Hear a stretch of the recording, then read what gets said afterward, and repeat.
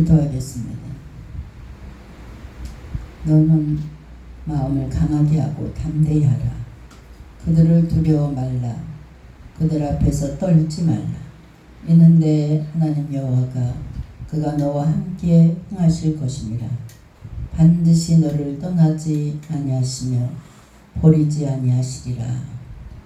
교회의 머리가 되시는 주님, 복되고 거룩한 주일을 맞이해서 주님의 전에 나올 수 있도록 인도해 주시고 주님의 은혜에 늘 감사하는 믿음을 주시니 감사합니다. 아침에 이슬 같고 풀의 꽃과 같은 연약한 저희들이 주님 주시는 지혜와 힘을 얻어서 능력 있는 삶을 살아갈 수 있도록 인도해 주시니 감사합니다. 오늘 저희들이 드리는 이 예배가 거룩한 산제사가 되게 주님 도와 주시옵소서. 저희들의 생활이 더욱더 하나님을 경외하는 삶이 되게 주님 도와주시고 세상의 빛과 소금의 역할을 잘 감당하는 하나님의 자녀들이 되게 주님 도와주시옵소서. 이 시간 인생의 무거운 짐을 지고 나온 성도님들이 있습니다. 하나님께 친히 그 짐을 하나님께서 맡아주시고 이제 가벼운 마음으로 하나님께 영광 돌릴 수 있는 이 시간 되게 주님 도와주시옵소서. 오늘도 말씀을 받아 심령에 새기게 하여 주시고 또한 아버지 하나님 이 오늘의 말씀이 삶의 지표가 되게 주님 도와주시옵소서. 감사드리며 우리 주 예수님의 이름으로 기도했습니다. 아멘. 할렐루야. 오늘 말씀은 영육을 살리는 주님이란 말씀으로 은혜를 나누겠습니다. 오늘 본문은 예수님의 신성을 입증하기 위해서 제시된 본서의 7대 대표적인 가운데 마지막이라 또 마지막이자 또한 최고의 표적이라 이렇게 할 수 있는 나사로의 그 소생한 일을 오늘 기록한 것을 볼 수 있습니다. 여기에서 마리아의 예수님 영접과 연약한 인생의 죽음을 두고 슬퍼하는 사람들로 인해서 예수님의 통봉과 또 연민에 대해 보도하고 있는 것을 28절로 또 37절에서 우리가 볼 수 있고 마침내 예수님께서 죽은 나사로를 다시 살려내시는 그 모습을 오늘 우리가 본문에서 봅니다. 예수님께서는 앞에서 마르다를 만났을 때 그녀에게 나는 부활이요 생명이라 나는 부활이요 생명이라 이렇게 선언하고 있습니다. 그리고 우리 주님을 믿는 자는 죽어도 살겠고 또 살아서 믿는 자는 영원히 죽지 아니할 것이다. 이렇게 말씀하고 계십니다. 그런데 이제 주님은 그러한 선언과 약속대로 나사로야 나오라. 명령 한마디에 이미 죽어서 그냥 냄새가 풀풀 나는 나흘이나 된 송장이 살아나오는 그런 모습을 오늘 봅니다. 또 부활과 생명이 되심을 우리에게 보여주고 더 나아가서는 예수님께서 죽은 자도 살릴 수 있는 신적 권능을 가지신 분이라는 메시아라는 것을 분명히 우리에게 오늘 본문이 우리에게 확증해주고 있습니다. 물론 본서에서는 이외에도 예수님의 신성을 입증해주는 6가지 표적이 더 나오는데 또 다른 복음서를 보면 나사로 외에도 회당장 야이로의 딸 마태복음 9장 23절로 26절에 보면 그 야이로의 딸을 또 살려냅니다. 또 나인성 가브의 아들 누가복음 7장 11절로 17절에 보면 죽은 자를 살려내는 신성의 모습을 봅니다. 우리는 이러한 말씀에서 예수님의 신성을 충분히 알 수가 있습니다. 우리가 본문에서 한 가지 간과해서는 안 될 사실은 나사로가 다시 살아났긴 하나 그의 몸은 아직 영생 불사의 몸이 아니라 다시 죽음을 맛봐야 되고 다시 죽어야 되는 그런 제한적인 부활체였다는 사실을 우리는 기억해야 됩니다.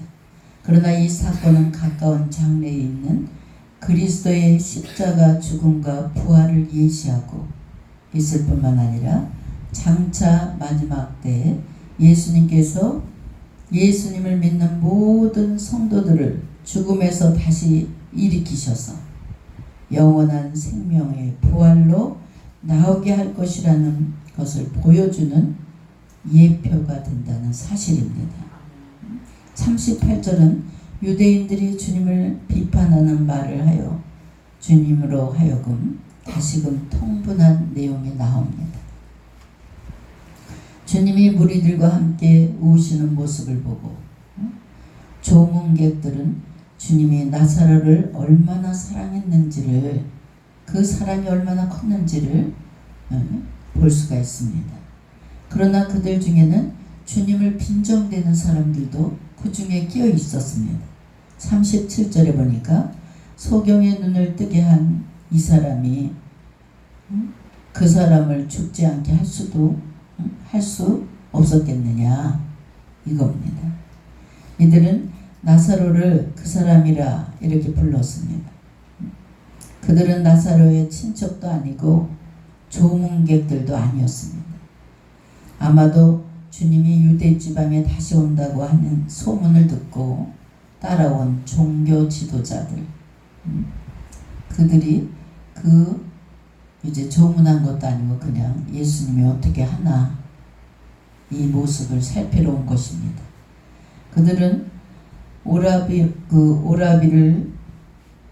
오라비의 죽음에 젖어 있는 마리아와 마르다에게 일절 관심도 동정도 없었어요. 오직 예수님이 과연 죽은 나사로를 어떻게 하나, 여기에만 초점을 맞추고 있었습니다. 주님이 무엇을 어떻게 하는지 이것만 감시하고 정죄거리만 찾아내려고 눈이 반짝반짝 했습니다. 그래서 주님과 조문객들이 함께 오시는데도 그들은 눈물 한 방울 흘리지 아니하고 주님을 비판하는 말만 하는 것을 볼 수 있습니다. 그들이 말하는 그 한 말이 무슨 말입니까? 선천적으로 소경된 자의 눈을 뜨게 해 주었다는 메시아가 왜 가까운 나사로의 죽음을 막지 못했느냐? 아니냐? 태어나면서부터 소경을 눈을 번쩍 뜨게 한 사람이, 아니 그렇게 능력 있는 주님이 왜 그렇게 사랑하는 나사로를 죽는 걸 막지 못했느냐? 이 빈정되는 것, 조롱하는 것을 볼 수 있습니다. 요한복음 9장 18절에 선천적인 소경의 눈을 뜨게 해주신 사실을 거짓으로 몰고 가는 것을 볼 수 있습니다. 이런 말을 들은 주님은 또다시 통분함을 느끼셨다고 성경은 증언하고 있습니다. 즉 주님은 극한 감정적인 분노와 불쾌감을 느끼셨을 겁니다. 주님은 이렇게 이웃에 대해서 정도 사랑도 동정심도 없는 그렇게 비정한 자들을 통해서 그들을 보면서 분노하셨습니다. 우리가 살아가는 이 세상은 점점 자기 중심적인 삶을 살아가는 사람들이 점점 늘어나고 있습니다. 그래서 옆에서 굶어 죽는다 그래도 앞으로는 관심이 없는 것을 볼 수 있어요. 이기적인 사람들이 많다는 것. 자기가 배부르고 등 땄으면 그만이지 형제도 앞으로 필요 없습니다. 나만의 중심으로 살아가는 것. 자기 일 외에는 관심이 없습니다. 이런 시대를 살아가다 보니까 또 어떤 때는 과대하게 친절을 하면 또 의심해. 아니 어떤 노인네가 엄마는 앞에 막 걸어가고 뒤에 애가 쫄랑쫄랑 따라가니까 그 애를 번쩍 안아서 길을 건너줬더니 성추행으로 됐다 하잖아. 너무 친절해도 그냥 혹시 나를 인신매매하는 게 아니야? 이렇게 의심한다는 거. 또 모르는 사람이 먹을 거 좀 옛날에는 아유 고맙다 그러고 그냥 맛있게 받아 먹는데 요즘은 모르는 사람의 음료수나 먹을 걸 좀 의심해가 안 받는데 얼마나 슬픈 세상입니까?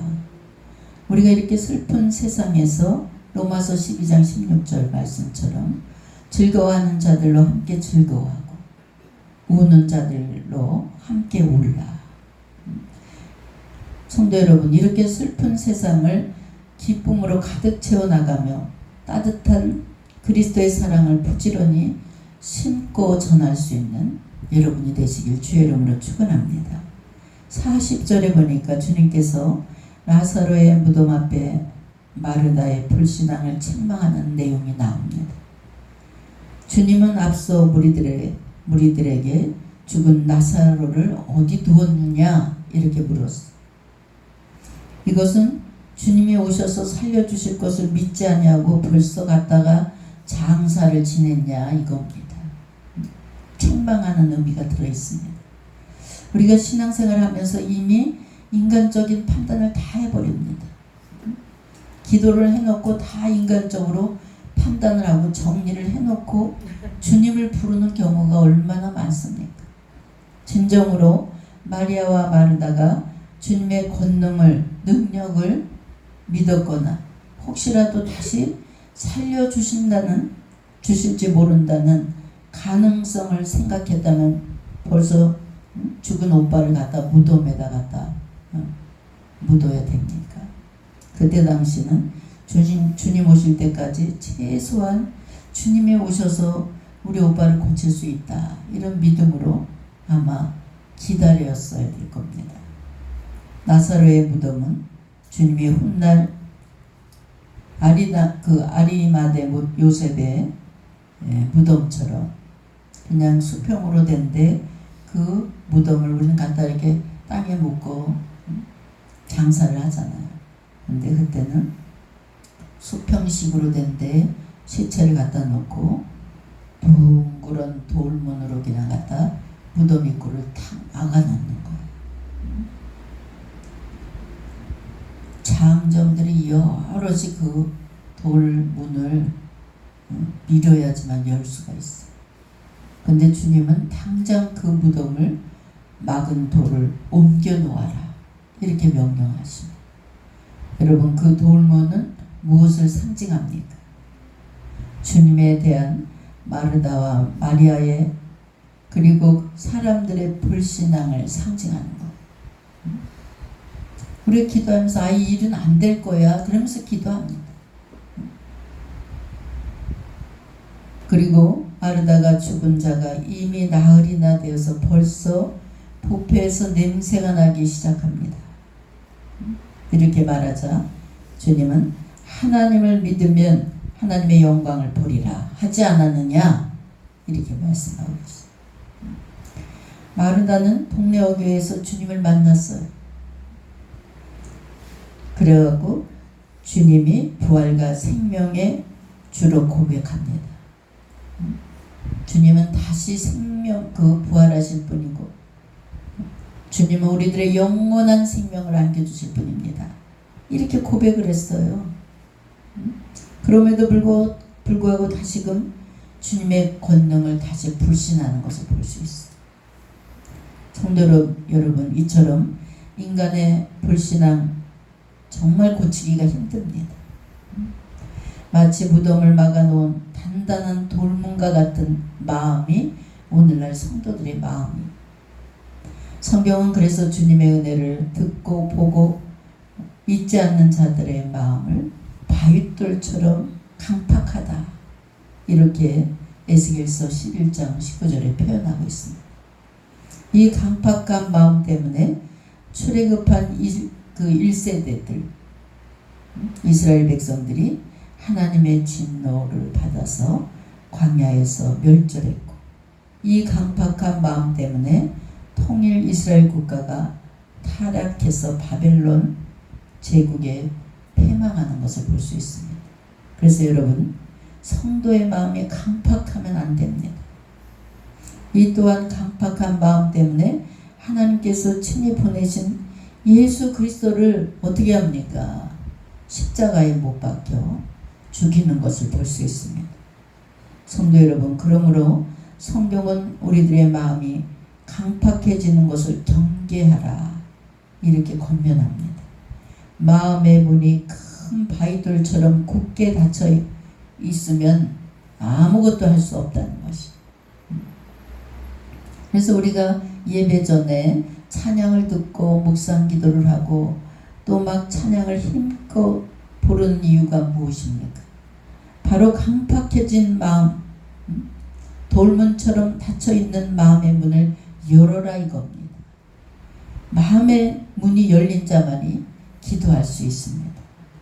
돌문을 옮겨 놓으라는 이 주님의 말씀을 오늘 이 시간 귀담아 들으시길 바랍니다. 내가 여호와를 항상 내 앞에 모시며 그가 내 우편에 계심으로 내가 요동치 아니하시리로다.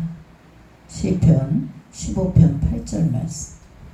이 시간도 마음 문이 열린 자들에게 오늘 하나님의 말씀이 들어가고 성령의 역사를 체험하게 되는 줄 믿습니다. 41절로 42절을 보니까 주님께서 나사로의 무덤 앞에서 하나님 아버지께 간구를 합니다. 이제 주님은 공생애에서 최후의 표적이자 최고의 기적을 일으키는 순간입니다. 죽은 지 나흘이나 돼서 냄새가 푹푹 나는 나사로의 시신을 부활시키려는 주님의 기적은 하나님 아버지 힘만 나사로를 살릴 수 있다는 거예요. 그러니까 하나님에 대한 간절한 간구를 하는 모습을 볼 수 있습니다. 우리가 이 본문을 통해서 주님이 하나님 아버지께 간구하는 자세의 내용을 볼 수가 있습니다. 그리하여 주님처럼 간구하면 반드시 하나님의 응답으로 하나님의 은혜로 응답받게 된다는 것이죠. 그러면 우리 주님 어떤 자세로 하나님 앞에 우리가 기도합니까? 죽은 사람을 지금 냄새가 막 송장 냄새가 나는 사람을 살려야 되니까 얼마나 간절하게 기도를 했겠습니까? 먼저 주님은 겸손하게 누구 앞에?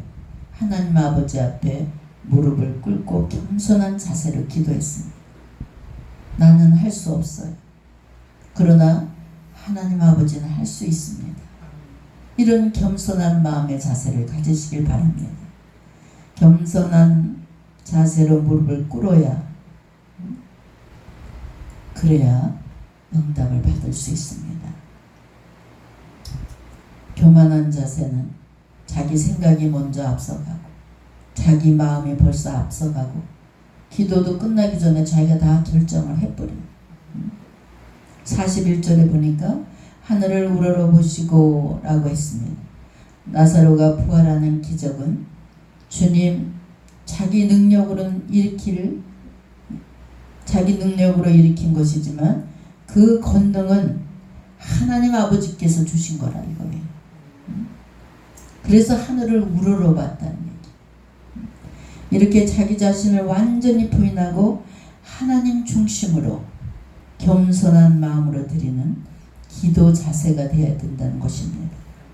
그 다음에 우리 주님은 이미 하나님 아버지께서 주님이 기도하신 것을 받으신다는 것을 확신하는 것을 볼 수 있어요.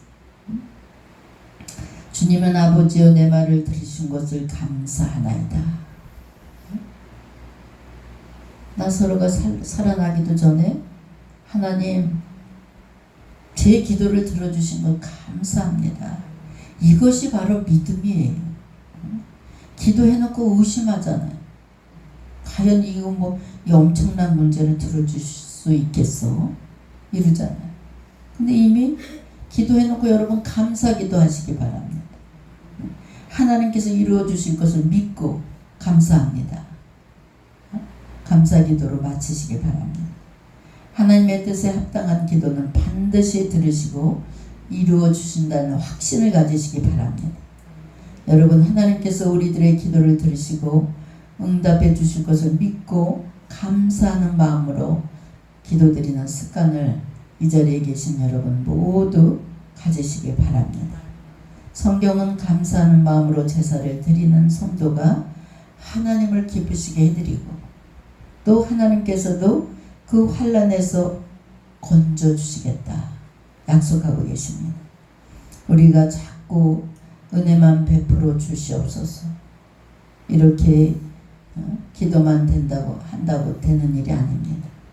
지금까지 베풀어 주신 은혜 감사드리면서 기도드릴 때 하나님의 응답을 이렇게 감사하는 사람에게 하나님께서 응답해 주십니다. 이어서 우리 주님은 타인의 유익을 위해서 또 기도해 주셨습니다.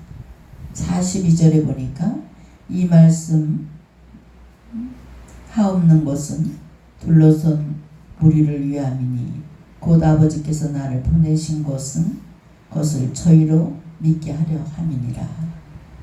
여러분 주님의 목적은 죽은 나사로를 살려내는 것입니다. 그럼 나사로를 살려내는 목적이 무엇입니까? 마르다와 마리아 두 자매를 또 그리고 수많은 종문객들을 온전한 예수님을 구주로 모시기 위해서 그들이 인정하게 하기 위해서 이렇듯 타인을 위한 기도는 중보 기도는 하늘 보좌로 움직이는 기도가 될 수 있다는 것. 원수 같은 사람, 나에게 치명적인 사람을 위해서도 불쌍한 마음을 가지고 기도해 주세요. 하나님 불쌍히 여겨주세요. 그들이 무지해서 그렇습니다. 이럴 때 하나님께서 선한 방법으로 문제를 해결해 주시는 줄 믿습니다. 이것이 바로 성숙하고 고귀한 기도입니다. 마지막으로 중요한 진리가 있습니다. 주님은 항상 내 말을 들으시는 줄 내가 알았나이다.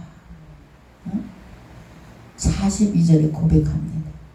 이 말씀은 주님이 항상 하나님 아버지 뜻대로 살고 그분이 기뻐하시는 대로만 살았기 때문에 하나님 아버지께서 항상 기도하는 것은 우리 주님께서 다 들어주실 줄 믿습니다. 이 말입니다. 기도는 그래서 우리가 기도는 말로만 하는 것이 아니에요.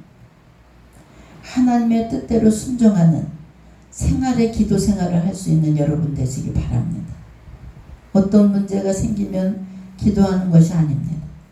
항상 기쁠 때나 슬플 때나 괴로울 때나 기도하는 자세가 되어 있어야 됩니다.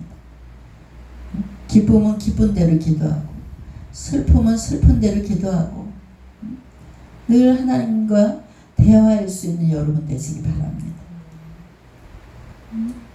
그리고 엄청난 꿈을 가지고 하나님 앞에 이루어 주실 것을 믿고 간절히 기도할 수 있는 주님이 나사로를 살렸던 그런 기도를 할 수 있는 여러분이 되시길 주의 이름으로 축원합니다. 이렇게 기도하면서 간절히 교회 와서 막 거룩하게 기도하고 겸손하게 기도하면서 세상에 나가서 막 방탕하고 술 먹고 음란하고 이런 분들이 참으로 많습니다. 아무리 간절히 기도해도 생활의 기도가 안 되는 사람은 허공을 치는 기도. 우리 인간의 습성은 쉽게 끊어지지 않습니다. 그 본성을 잘 못 버린다는 것. 여기저기 죄를 짓고 다니고. 그래서 제가 참 많이 듣는 얘기가 목사님, 세상의 사기꾼은 집사님, 권사님, 장로님, 목사님들이 판을 치는 세상이 왔습니다. 이렇게 이런 말을 들었어. 계속 여기 와서 막 장로님 몇 분들이 막 기도하는데 그 속은 그냥 아주 음흉한 생각으로 꽉 차 있는데 아무리 여기서 주여 선창을 부르짖고 기도한 건 생활의 열매가 하나도 안 달리는 거야. 생활의 기도가 안 되기 때문에 생활의 열매가 없는 것이에요. 여러분, 우리는 생활의 기도를 드릴 수 있는 여러분 되시기 바랍니다.